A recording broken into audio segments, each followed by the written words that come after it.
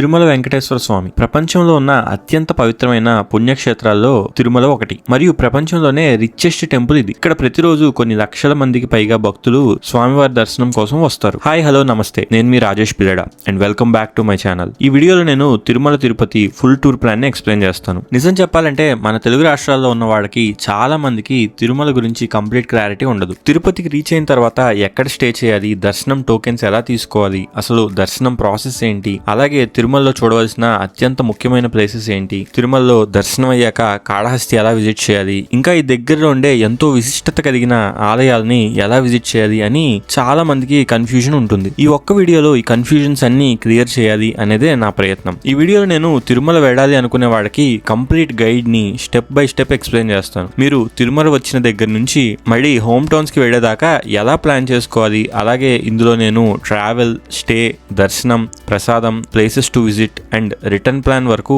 అన్ని డీటెయిల్స్ చెప్తాను. ఈ ఒక్క వీడియో చూస్తే తిరుమలకి వెళ్ళాలంటే తెలియాల్సిన ప్రతి డీటెయిల్ మీకు క్లియర్ గా అర్థమవుతుంది. సో వీడియోని స్కిప్ చేయకుండా చివరి దాకా చూడండి. అలాగే ఒక రిక్వెస్ట్ ఏంటంటే, మీరు కనుక మా ఛానల్ కి కొత్తగా వచ్చుంటే ఒకసారి కంటెంట్ చెక్ చేసి లైక్ చేసి మా ఛానల్ ని సబ్స్క్రైబ్ చేసుకోండి. పదండి ఇప్పుడు మన తిరుమల యాత్రని మొదలు పెడదాం. అన్నిటికన్నా ముందు దర్శనం టికెట్స్ గురించి మాట్లాడుకుందాం. తిరుమలలో మనం స్వామివారిని దర్శనం చేసుకోవాలంటే మొత్తం 2 మార్గాలు ఉన్నాయి. ఒకటి 300 రూపాయల స్పెషల్ దర్శనం, 2 సర్వదర్శనం అన్నమాట. ఒక్కొక్క దాని గురించి ఎక్స్ప్లెయిన్ చేస్తాను, జాగ్రత్తగా వినండి. ఫస్ట్ ఆఫ్ ఆల్ 300 రూపాయల దర్శనం గురించి మాట్లాడుకుందాం. ఇది అన్నిటికన్నా బెస్ట్ ఆప్షన్ అని చెప్పొచ్చు ముందుగా ప్లాన్ చేసుకుని వెళ్లేవాడికి. ఈ టికెట్స్ అయితే 3 నెలల ముందు తిరుమల అఫీషియల్ వెబ్సైట్ లో ప్రతి నెల 20వ తారీఖు నుంచి 24వ తారీఖులోగా ఓపెన్ అవుతాయి. మీరు బుక్ చేసుకునే 3 నెలల తర్వాత ఆ టికెట్స్ దొరుకుతాయి అనమాట. మీరు మీ ప్రిఫర్డ్ డేట్ ని బట్టి బుక్ చేసుకోవచ్చు. సో ఎవరైనా ఇప్పుడే ప్లాన్ చేసుకునే వాళ్ళు ఉంటే ఇప్పుడే బుక్ చేసుకోండి. ఈ టికెట్స్ తీసుకుని వెళ్తే దర్శనం 3 నుంచి 4 గంటల్లోనే కంప్లీట్ అయిపోతుంది. రెండవ ఆప్షన్ SSD టోకెన్స్. దీన్నే సర్వదర్శనం అని కూడా అంటారు. కొందరు అప్పటికప్పుడు అనుకొని తిరుమల వెళ్లే వాళ్ళు ఉంటారు. అలాంటి వాళ్ళకి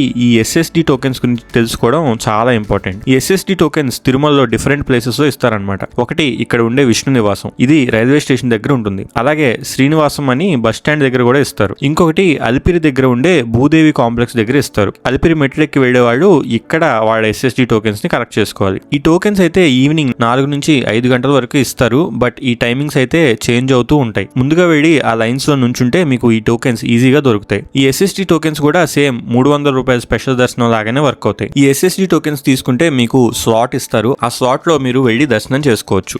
అందుకే ఈ టోకెన్స్ ని స్లాటెడ్ సర్వదర్శనం టోకెన్స్ అంటారు. ఇప్పుడు మనం డే వైజ్ ప్లాన్ ఎలా చేసుకోవాలో ఎక్స్ప్లెయిన్ చేస్తాను. డే 1 లో మనం ముందుగా మీ హోమ్ టౌన్స్ నుంచి తిరుపతి చేరుకోవాలి. తిరుపతికి వెళ్ళాలంటే అన్ని ప్లేసెస్ నుంచి చాలా ట్రైన్స్ అవైలబుల్ గా ఉంటాయి. కొందరు రేణిగుంట చేరుకొని అక్కడి నుంచి కూడా తిరుపతి చేరుకుంటారు. నా ట్రిప్ అయితే విజయవాడ నుంచి స్టార్ట్ అయింది. నేను నర్సాపూర్ ధర్మవరం ఎక్స్ప్రెస్ లో విజయవాడ నుంచి తిరుపతికి చేరుకున్నాను. నేను తిరుపతి చేరుకునేసరికి మార్నింగ్ 5 AM అయింది. ఇంకా నేను రైల్వే స్టేషన్ దగ్గర ఉన్న ఈ గురులక్ష్మి హోటల్లో చెక్ ఇన్ అయ్యాను. ఈ రూమ్ కాస్ట్ వచ్చేసి 1500 రూపీస్ ఛార్జ్ చేశారు with 24 hours checkout.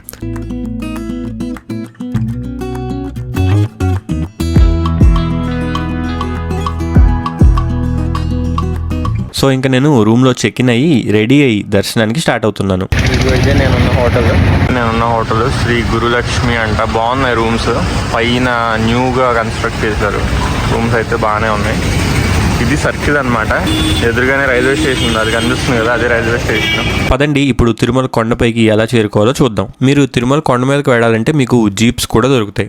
But best option ఏంటంటే ఇక్కడ ఉండే బస్సెస్ ప్రిఫర్ చేయండి. ఇక్కడ ఉండే AC బస్సెస్ అయితే చాలా బాగుంటాయి. ఇక్కడ బస్ టికెట్ కాస్ట్ వచ్చేసి నార్మల్ బస్సు వన్ సైడ్ అయితే 90 రూపాయలు అండ్ AC బస్ అయితే ఒకవైపు 110 రూపాయలు ఛార్జ్ చేస్తారు. అదే మీరు రెండు వైపులకి అంటే కొండపైకి కొండ కిందకి ఒకేసారి టికెట్ తీసుకోవాలంటే నార్మల్ బస్ అయితే 160 రూపాయలు అండ్ AC బస్ అయితే 200 రూపాయలు ఛార్జ్ చేస్తారు. నా రూమ్ నుంచి అలా 5 నిమిషాలు వాక్ చేసుకుంటూ వెళ్తే మనకి రైల్వే స్టేషన్ గేట్ ఆపోజిట్ లోనే ఈ బస్ స్టాండ్ కనిపించింది. ఇక్కడ మనకి కొండపైకి వెళ్లే బస్సెస్ అయితే ఆగి ఉంటాయి. నేను AC బస్ ఎక్కి కూర్చున్నాను. ఈ బస్సు ఎక్కాలంటే మీరు ఇక్కడే నేను చూపించిన స్టాప్ లోనే టికెట్ తీసుకోవచ్చు, లేదా తిరుమల కొండ మీదకి వెళ్లే నెక్స్ట్ స్టాప్ లో కూడా టికెట్ తీసుకోవచ్చు. మన బస్సు అయితే స్టార్ట్ అయింది అండ్ తిరుపతిలో స్ట్రీట్స్ నుంచి అలా మనం తిరుమల కొండ మీదకి వెళ్తున్నాం.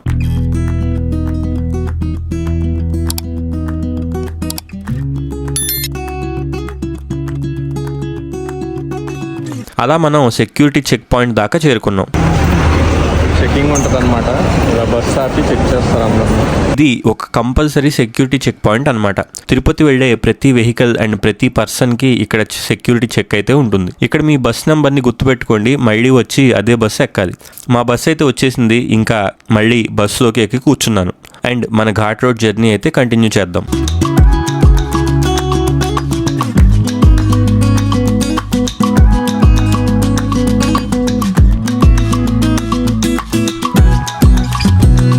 మనం తిరుమల కొండపైకి చేరుకున్నాం. ఈ బస్సు అయితే ఫస్ట్ మనల్ని సిఆర్ఓ ఆఫీస్ దగ్గర డ్రాప్ చేస్తారు. ఎవరైనా కొండ మీద స్టే చేయాలి అనుకునే వాళ్ళు ఇక్కడ సిఆర్ఓ ఆఫీస్ దగ్గరికి దిగి రూమ్ తీసుకోవాలి. నేను నా దర్శనానికి 300 రూపాయల స్పెషల్ దర్శనం టికెట్ అయితే బుక్ చేసుకున్నాను. సో నేను ఇక్కడ నుంచి ఏటీసీ సర్కిల్ దగ్గరికి వెళ్ళాలి. మీరు బస్ దిగిన దగ్గర నుంచి ఏటీసీ సర్కిల్ దగ్గరికి వెళ్ళాలంటే ఇలా ఫ్రీ బస్సెస్ అయితే కనిపిస్తాయి. బట్ ఇవైతే ఎప్పుడు ఖాళీ ఉండవు. లేదంటే ఇక్కడ మీకు క్యాబ్స్ కూడా తిరుగుతూ ఉంటాయి. నేను ఇక్కడే ఉన్న క్యాబ్ ఎక్కాను. వీళ్ళు 30 రూపాయలు ఛార్జ్ చేశారు. తిరుమల దర్శనం చేసుకోవాలంటే వెంకటేశ్వర స్వామి వారి కన్నా ముందు అందరూ ఇక్కడ ఉన్న వరాహస్వామి ఆలయంలో దర్శనం చేసుకోవాలి. ఇక్కడ వరాహస్వామి భూదేవి సమేతంగా కొలువై ఉన్నారు. ఈ వరాహస్వామి టెంపుల్ వెనక కోనేరు కూడా ఉంటుంది. ఈ కోనేరుని పుష్కరిణి అని పిలుస్తారు. మొదటగా ఈ పుష్కరిణిలో స్నానం చేసి వరాహస్వామిని దర్శించుకోవాలి. ఇలా వరాహస్వామి ఆలయం వెనక్కి వస్తే మీకు కోనేరుకు వెళ్ళే దారి కనిపిస్తుంది.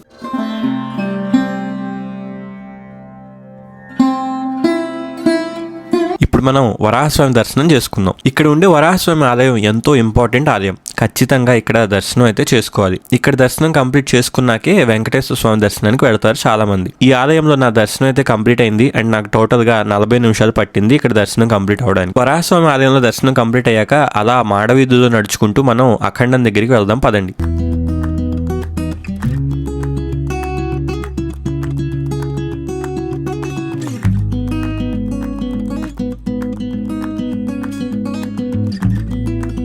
అలా నడుచుకుంటూ వెళ్ళి ఇక్కడ మెట్లు ఎక్కితే మనకి అఖండం కనిపిస్తుంది. ఇక్కడ నుంచి స్వామివారి గోపురం బ్యూటిఫుల్ గా కనిపిస్తుంది. ఇక్కడికి వచ్చే భక్తులు ఇక్కడ దీపం వెలిగించి కొబ్బరికాయ కొట్టి వాళ్ళ దర్శనానికి వెళ్తారు. ఇక్కడే పక్కన మీకు బేడి ఆంజనేయ స్వామి టెంపుల్ కూడా ఉంటుంది. అక్కడ కూడా దర్శనం చేసుకోవడం మర్చిపోకండి. పదండి ఇప్పుడు మనం దర్శనానికి వెళ్దాం. నేను ముందుగా చెప్పినట్టు దర్శనానికి 300 రూపాయల స్పెషల్ టికెట్ దర్శనం అయితే తీసుకున్నాను. ఈ టికెట్స్ అయితే 3 నెలల ముందు బుకింగ్ కి ఓపెన్ అవుతాయి. అలాగే ఇంకొక ఇంపార్టెంట్ విషయం ఏంటంటే మీరు ఇక్కడికి వచ్చే ముందు మీ స్పెషల్ దర్శనం టికెట్ ని ప్రింట్ తీసుకొని తేవడం మర్చిపోకండి. ఎందుకంటే మీ మొబైల్స్ అక్కడ పెట్టేసిన తర్వాత స్కాన్ చేయాలి. ఆ స్కానింగ్ దగ్గర మీకు ప్రింట్ ఖచ్చితంగా ఉండాలి. మీరు ఇలా నడుచుకుంటూ వెళ్తే మీకు 300 రూపీస్ లైన్ అయితే కనిపిస్తుంది. పదండి మనం ఇప్పుడు 300 రూపాయల దర్శనం లైన్లోకి వెళదాం. ఇలా స్ట్రైట్ గా వెళ్తే మనకి 300 రూపాయల క్యూస్ అయితే కనిపిస్తాయి. మన దర్శనం అయితే స్టార్ట్ అయింది. నేను ఎగ్జాక్ట్ గా 10:15 కి క్యూలోకి ఎంటర్ అయ్యాను. మీ దగ్గర bags or mobile or any electric సామాన్లు ఉన్నా ఏం పర్వాలేదు. మీరు క్యూలోకి ఎంటర్ అయ్యాక ఇక్కడ సెక్యూరిటీ చెక్ దాకా మీ సామాన్లన్నీ అలో చేస్తారు. మీరు ఇక్కడ మీ మొబైల్స్ బ్యాగ్స్ అని పెట్టేసి టోకెన్ తీసుకోవాలి. నేను నా మొబైల్ అండ్ లగేజ్ ఇక్కడ కౌంటర్ లో ఇచ్చేసాను. అండ్ ఆ తర్వాత మన స్పెషల్ దర్శనం టికెట్ స్కాన్ చేయించుకోవడానికి వెళ్ళాను. ఇక్కడ టికెట్ స్కాన్ చేయించుకునేటప్పుడు ఖచ్చితంగా ఆధార్ కార్డ్ అయితే ఉండాలి. బెటర్ ఒరిజినల్ ఆధార్ తెచ్చుకోండి. ఫైనల్ గా స్వామివారి దర్శనం అయితే కంప్లీట్ అయింది అండ్ చాలా అంటే చాలా బాగా జరిగింది. నియర్లీ 10 to 15 seconds స్వామివారిని చూడగలిగాను. అండ్ ఆ దర్శనం చేసుకున్న తర్వాత వచ్చే సాటిస్ఫాక్షన్ మాటల్లో చెప్పలేంది. నాకు దర్శనం కంప్లీట్ అవడానికి టోటల్ గా 3.5 hours పట్టింది. దర్శనం అయినాక బయటకు వస్తే మీకు లడ్డు కౌంటర్స్ కి దారి కనిపిస్తుంది. స్పెషల్ దర్శనం టికెట్ తీసుకున్న వాళ్ళకి ఒక లడ్డు ఫ్రీగా ఇస్తారు. ఇంకా ఎక్స్ట్రా లడ్డూలు కావాలంటే ఒక్కో లడ్డు 50 రూపాయలు ఛార్జ్ చేస్తారు. ఇప్పుడు లగేజ్ కలెక్ట్ చేసుకుని మనం ఇక్కడ ఉన్న తరిగొండ వెంగమాంబ ప్రసాదాలయానికి వెళ్దాం. తిరుమల వస్తే చాలా మంది ఖచ్చితంగా స్వామివారి అన్న ప్రసాదం అయితే తింటారు. ఇలా మీరు లైన్ లోకి వెళ్తే మీకు ఈ తరిగొండ వెంగమాంబ హాల్ అయితే కనిపిస్తుంది.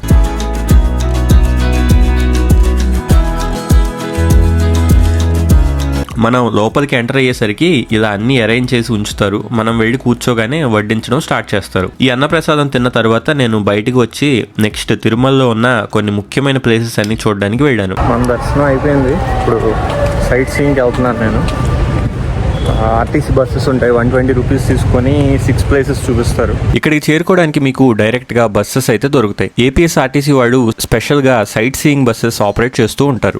దీని కాస్ట్ వచ్చేసి పర్ పర్సన్ 120 రూపాయలు ఛార్జ్ చేస్తారు. ఈ బస్సులో మీకు పాప వినాశనం, ఆకాశగంగా, వేణుగోపాల స్వామి ఆలయం, శిలాతోరణం, శ్రీవారి పాదాలు, ఇంకా జపాలి చూపిస్తారు. ఈ 6 ప్లేసెసే కాకుండా ఇంకో ప్లేస్ కూడా వీటిలో ఇంక్లూడ్ అయి ఉంటుంది. ఆ 7th ప్లేసే చక్రతీర్థం అన్నమాట. ఇది మనం శిలాతోరణం శిలాతోరణంకి వెళ్ళినప్పుడు అక్కడ నడుచుకుంటూ వెళ్తే మనం చూడొచ్చు. ఈ బస్సెస్ మీకు బాలాజీ బస్ స్టాండ్ నుంచి స్టార్ట్ అవుతాయి. నాకు దర్శనం కొంచెం లేట్ అవడం వల్ల నేను లంచ్ చేసుకునేసరికి మధ్యాహ్నం 2:30 అయిపోయింది. సో బస్ తీసుకుంటే మళ్ళీ టైంకి అన్నీ కంప్లీట్ అవుతాయో లేదో అని నేను జీప్ ఎక్కాను. ఈ జీప్లో మనిషికి 200 రూపాయలు ఛార్జ్ చేస్తారు. ఈ ప్లేసెస్ అన్ని చూపించి మళ్ళీ బస్ స్టాండ్ దగ్గర దింపుతారు. పదండి మన సైట్ సీయింగ్ అయితే స్టార్ట్ చేద్దాం. ఇప్పుడు మనం వెళ్ళబోతున్న మొదటి ప్లేస్ శ్రీవారి పాదాలు అనమాట. ఇక్కడ పార్కింగ్ ఏరియా నుంచి ఇలా ముందుకు నడుచుకుంటూ వెళ్తే మీకు మెట్ల మార్గం కనిపిస్తుంది. ఈ మెట్లెక్కి పైకి వెళ్తే మనకి శ్రీవారి పాదాలు కనిపిస్తాయి. పదండి వెళ్ళి శ్రీవారి పాదాలు దర్శించుకుందాం. ఇక్కడ ఈ పాదాలని ఇలా గ్లాస్ బాక్స్ లో పెట్టి ఉంచారు. ఇందులోంచి శ్రీవారి పాదాలు కనిపిస్తున్నాయి, దర్శించుకోండి. ఇక్కడ శ్రీవారి పాదాలు దర్శించుకొని మనం మన నెక్స్ట్ ప్లేస్ కి వెళ్దాం. పదండి. ఇప్పుడు మనం వెళ్ళబోయే ప్లేస్ శిలాతోరణం ఇంకా చక్రతీర్థం. ఈ రెండు ఒకే చోట ఉంటాయి. జీప్ వాళ్ళు ఈ రెండు ప్లేసెస్ అని చెప్తారు, బట్ రెండు ఒకే చోట ఉంటాయి. ఇక్కడ మీకు కనిపిస్తుంది కదా, అదే శిలాతోరణం. ఈ శిలాతోరణం న్యాచురల్ గా ఫామ్ అయిన ఆర్క్. ఇది దగ్గర 2.5 మిలియన్ ఇయర్స్ నాటిది అని చెప్తారు. ఇక్కడ మీకు ఇలా పార్క్ లాగా కనిపిస్తుంది. అలా ముందుకు నడుచుకుంటూ వెళ్తే మీకు చక్రతీర్థం కనిపిస్తుంది. ఇలా మెట్లు దిగుతూ వెళ్తే మీకు చక్రతీర్థం కనిపిస్తుంది. ఇక్కడ కనిపిస్తుంది కదా, అదే చక్రతీర్థం. ఇక్కడ ఉండే నీళ్లు మన మీద కొంచెం పడినా చాలా మంచిది అని నమ్ముతారు. స్వయంగా స్వామివారి పాదాలు తాకినంత పుణ్యం అని చెప్తారు. ఇప్పుడు మనం వేణుగోపాల స్వామి ఆలయం దగ్గర ఉన్నాం. ఇక్కడ మీకు హతీరాం బాబా గారి సమాధి కూడా కనిపిస్తుంది. అలాగే ఇక్కడ స్వామివారు వేణుగోపాల స్వామి వారి రూపంలో మనకి దర్శనమిస్తారు. ఇప్పుడు మనం ఆకాశగంగ దగ్గరికి చేరుకున్నాం. ఇది మనం విజిట్ చేయబోతున్న 5వ ప్లేస్ అన్నమాట. ఈ ఆకాశగంగలో అంజనాదేవి ఇంకా బాలాంజనేయ స్వామి కొలువై ఉన్నారు. ఈ నీళ్లు పూర్తిగా కొండ లోపల నుంచి ప్రవహిస్తూ ఉంటాయి. ఇవి ఎక్కడి నుంచి వస్తున్నాయో ఎవ్వరికీ తెలియదు. ఇక్కడ అందరూ ఈ నీళ్లు తాగి చూస్తున్నారు. నేను కూడా తాగి చూశాను. చాలా అంటే చాలా బాగున్నాయి. పదండి ఇప్పుడు మనం పాప వినాశనంకి వెళ్దాం. ఇప్పుడు మనం పాప వినాశనం ఆర్ పాపనాశనం తీర్థం దగ్గరికి చేరుకున్నాం. ఇక్కడ ఉండే నీళ్లతో స్నానం చేస్తే పాపాల నుంచి భక్తులకి విముక్తి కలుగుతుంది అని చెప్తారు. ఈ పాప వినాశనం తిరుమల నుంచి 5 కిలోమీటర్ల దూరంలో ఉంటుంది. ఇక్కడ గంగాదేవి ఆలయం కూడా ఉంటుంది. అలాగే ఇక్కడ మీకు పాప వినాశనం డ్యామ్ కూడా కనిపిస్తుంది. అక్కడ మీకు కనిపిస్తుంది కదా, అదే పాప వినాశనం డ్యామ్. తిరుపతి వస్తే విజిట్ చేయాల్సిన ఇంకొక ఇంపార్టెంట్ ప్లేస్ జపాలి ఆంజనేయ స్వామి ఆలయం. ఒకవేళ మీరు జీప్లో వెళ్ళినప్పుడు జపాలి విజిట్ చేయాలంటే పాప వినాశనం కంప్లీట్ అయిన తర్వాత తిరుమల బస్ స్టాండ్ దగ్గరికి వెళ్లే రూట్లోనే జపాలి కనిపిస్తుంది. అక్కడ వాళ్ళని ఆపమని అక్కడే దిగి మీరు జపాలి ఆలయంని విజిట్ చేయొచ్చు. మళ్ళీ రిటర్న్ అవ్వాలంటే ఇక్కడ మీకు జపాలి బస్ స్టాప్ ఉంటుంది. అక్కడ నుంచి మీకు బస్సెస్ దొరుకుతాయి. ఈ బస్సెస్ పట్టుకొని మీరు బాలాజీ బస్ స్టాండ్కి చేరుకోవచ్చు. నేను వెళ్ళినప్పుడు ఆల్రెడీ చీకటి పడిపోవడం వల్ల ఆలయాన్ని క్లోజ్ చేశారు. అలాగే వర్షం కూడా స్టార్ట్ అవడం వల్ల నేను జపాలి విజిట్ చేయలేకపోయాను. మీకు టైం ఉంటే మిస్ అవ్వకుండా విజిట్ చేయండి ఈ ప్లేస్ ని. దీంతో మనం తిరుమల కొండపైన చూడవలసిన ప్రదేశాలన్నీ కంప్లీట్ అయ్యాయి. ఈ జీప్ వాళ్ళు మళ్ళీ బాలాజీ బస్ స్టాండ్ దగ్గర డ్రాప్ చేస్తారు. ఇంకా నేను తిరిగి తిరుపతికి రిటర్న్ అవుతున్నాను. నాకు కొండ కిందకి వెళ్ళడానికి ఏసీ బస్ అయితే దొరికింది. అది ఎక్కి కూర్చున్నాను. అయిపోయింది మన తిరుమల విజిట్. ఇప్పుడు మనం తిరుపతికి వెళ్తున్నాను. బస్ ఎక్కేసాను, ఏసీ బస్ ఎక్కాను. మళ్ళీ ఇప్పుడు మనం తిరుపతి వెళ్ళిపోయి మన రూమ్కి వెళ్ళిపోయి రేపు తిరుపతిలో కొన్ని ప్లేసెస్ ఎక్స్ప్లోర్ చేద్దాం. తిరుమల ఇంకా తిరుపతి మధ్యలో బస్సెస్ నైట్ 10:30 వరకు తిరుగుతూనే ఉంటాయి. నేను బస్సులో కిందకి చేరుకుని నా హోటల్కి చేరుకునేసరికి సాయంత్రం 7:30 అయింది. డే 2లో మనం తిరుపతిలో ఉండే మేజర్ ప్లేసెస్ ని కవర్ చేస్తాం. అంటే తిరుపతి సిటీలో ఉండే మేజర్ ప్లేసెస్ అన్నమాట. ఇవన్నీ చూసుకుని మనం కాళహస్తి వెళ్ళాలి. ఇక్కడ ఒక ఇంపార్టెంట్ పాయింట్ ఏంటంటే, ఒకవేళ మీరు ఈ ట్రిప్ ని కొంచెం రిలాక్స్డ్ గా ప్లాన్ చేసుకోవాలి అనుకుంటే డే 2లో తిరుపతిలో ఉన్న లోకల్ విజిటింగ్ ప్లేసెస్ అన్ని కంప్లీట్ చేసుకోండి. మీరు డే 3లో కాళహస్తి వెళ్ళండి. ఫ్యామిలీస్ తో వెళ్లే వాళ్ళు, కొంచెం రిలాక్స్డ్ గా ట్రిప్ కి వెళ్ళాలి అనుకునే వాళ్ళు ఇలా ప్లాన్ చేసుకోండి. బట్ మన ప్లాన్ ప్రకారం డే 2లోనే మనం తిరుపతి ఇంకా కాళహస్తి కవర్ చేయబోతున్నాం. టైం 5:30 అయింది. 5:38. గోవిందరాజ స్వామి టెంపుల్కి వెళ్తున్నాను. పొద్దున్నే 5:30 కల్లా తిరుపతిలో నా హోటల్ చెక్అవుట్ చేసి ఇక్కడ ఎంతో ఇంపార్టెన్స్ ఉన్న గోవిందరాజ స్వామి టెంపుల్ ఇంకా పద్మావతి అమ్మవారి టెంపుల్ చూసుకొని అక్కడి నుంచి కాళహస్తి స్టార్ట్ అవుతాను.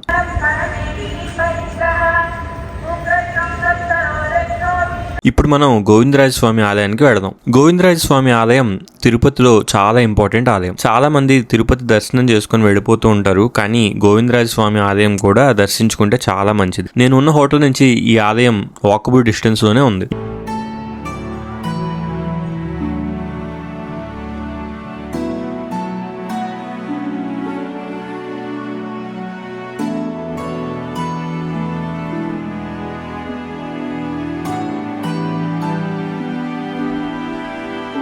లగేజ్ పెట్టడానికి ఎక్కడా లేవు.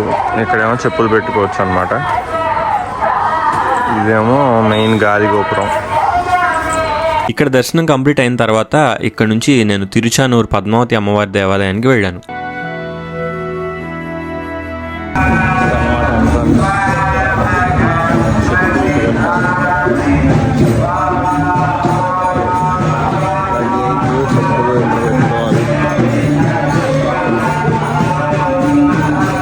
తిరుమల యాత్ర కంప్లీట్ అవ్వాలంటే పద్మావతి అమ్మవారిని ఖచ్చితంగా దర్శించుకోవాలి అని చాలా మంది చెప్తారు.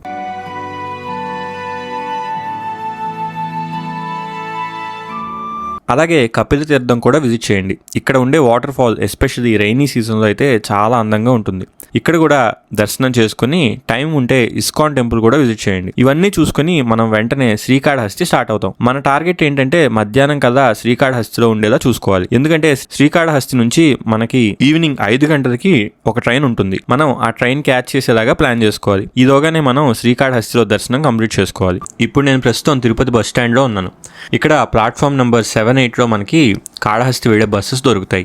ఈ బస్సెస్ అయితే చాలా ఫ్రీక్వెంట్గా ప్రతి 10 మినిట్స్కి ఒక బస్సు అయితే దొరుకుతుంది. నేను ఇక్కడ మెట్రో ఎక్స్ప్రెస్ బస్ అయితే ఎక్కాను. ఈ టికెట్ కాస్ట్ వచ్చేసి 65 రూపాయలు ఛార్జ్ చేశారు. శ్రీకాళహస్తి తిరుపతి నుంచి దగ్గర 40 కిలోమీటర్ల దూరంలో ఉంటుంది. నేను తిరుపతి బస్ స్టాండ్ నుంచి శ్రీకాళహస్తి చేరుకోవడానికి దగ్గర గంటన్నర సమయం అయితే పట్టింది. ఒకవేళ బస్సులో వస్తే బస్ టెంపుల్కి ఒక 1 కిలోమీటర్ దూరంలోనే ఆగుతుంది. ఇక్కడ నుంచి లోపలికి వెళితే మనకి దేవాలయం కనిపిస్తుంది. ఇక్కడ మీకు కనిపిస్తుంది కదా, ఇది గేట్ నెంబర్ 4 అన్నమాట. ఈ ఆలయానికి మొత్తం 4 ముఖద్వారాలు ఉన్నాయి. ఇలా స్ట్రైట్ గా లోపలికి వెళ్తే మనకి దర్శనం క్యూ కనిపిస్తుంది. మనం లోపలికి వెళ్లే ముందు ఇక్కడ లగేజ్ పెట్టుకోవడానికి, చెప్పులు పెట్టుకోవడానికి కౌంటర్స్ అయితే ఉంటాయి. ఇక్కడే మీరు లగేజ్ పెట్టేసి మీ దర్శనానికి వెళ్ళొచ్చు. ఈ లగేజ్ కి నాకు 10 రూపీస్ ఛార్జ్ చేశారు. అలాగే చెప్పులకి ఇంకో 10 రూపీస్ ఛార్జ్ చేశారు. పదండి వెళ్ళి స్వామివారి దర్శనం అయితే చేసుకుందాం. నేను స్పెషల్ దర్శనం టికెట్ తీసుకోవడం వల్ల దర్శనం అయితే చాలా ఫాస్ట్ గా కంప్లీట్ అయింది. అండ్ దర్శనం కూడా చాలా బాగా జరిగింది. ఇప్పుడే నా దర్శనం అయితే కంప్లీట్ అయింది. అలా బయటికి వచ్చి ఆపోజిట్ లో ఇక్కడ మీకు ప్రసాదం కౌంటర్స్ అయితే కనిపిస్తాయి. ఇక్కడ లడ్డు ప్రసాదం అయితే తీసుకున్నాను. అలాగే ఇక్కడ నుంచి అలా పైకి వెళితే మీకు భక్త కన్నప్ప టెంపుల్ ఉంటుంది. పదండి ఇప్పుడు మనం కొండపైన ఉన్న భక్త కన్నప్ప టెంపుల్ కి వెళదాం. ఒక 15-20 మినిట్స్ లోనే నేను పై దాకా చేరుకున్నాను.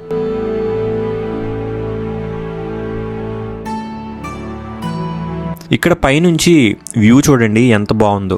ఇక్కడ మహాశివ భక్తుడైన కన్నప్ప గుడి ఉంటుంది. ఇక్కడ మీకు పెద్ద పెద్ద శివపార్వతుల విగ్రహాలు కూడా కనిపిస్తాయి. ఇక్కడ కూడా దర్శనం చేసుకుని మళ్ళీ కిందకు వెళ్తున్నాను. ఇక్కడికి చాలా మంది మెయిన్ గా రాహుకేతు పూజ చేయించుకోవడానికి వస్తారు. మీ దర్శనం చేసుకున్న తర్వాత ఇలా బయటికి వస్తే మీకు ఈ పూజ చేసుకోవడానికి టికెట్స్ కూడా ఇస్తారు. ఈ టికెట్ కాస్ట్ వచ్చేసి 500 రూపాయల నుంచి 5000 రూపాయల దాకా ఉంటుంది. ఇక్కడ టికెట్ రేట్స్ అన్ని ఇచ్చాను చూడండి. అలాగే ఇక్కడ పూజా విధానం అయితే ఒకేలాగా ఉంటుంది. బట్ చేసే ప్లేస్ ఇంకా ఇచ్చే వస్తువులు వీటన్నిటిని బట్టి పూజ టికెట్ రేట్ అయితే చేంజ్ అవుతూ ఉంటుంది. ఇంకా టెంపుల్ నుంచి స్టార్ట్ అయ్యి రైల్వే స్టేషన్ కి చేరుకున్నాను. ఇక్కడ నుంచి నాకు మధ్యాహ్నం 11:30కి ఒక ట్రైన్ అయితే ఉంది. ఆ ట్రైన్ ఎక్కి మళ్ళీ హోమ్ టౌన్ చేరుకున్నాను. ఒకవేళ మీ దగ్గర ఇంకొక ఎక్స్ట్రా డే టైం ఉంటే తిరుపతి నుంచి డే 3లో మీరు అరుణాచలం కూడా వెళ్ళొచ్చు. తిరుపతి నుంచి జస్ట్ 4 అవర్స్ లోనే అరుణాచలం చేరుకోవచ్చు. ఒకవేళ డే 3లో అరుణాచలం విజిట్ చేయాలంటే తిరుపతి బస్ స్టాండ్ నుంచి వేలూరు వెళ్లే బస్సెస్ ఫ్రీక్వెంట్ గా దొరుకుతాయి. అక్కడ నుంచి అరుణాచలంకి జస్ట్ 1 అవర్ లోనే బస్సులో చేరుకోవచ్చు. సో ఇది ఒకవేళ మీ దగ్గర ఒక 3 డేస్ ఉంటే తిరుపతి ప్లాన్ చేసుకోవాల్సిన విధానం.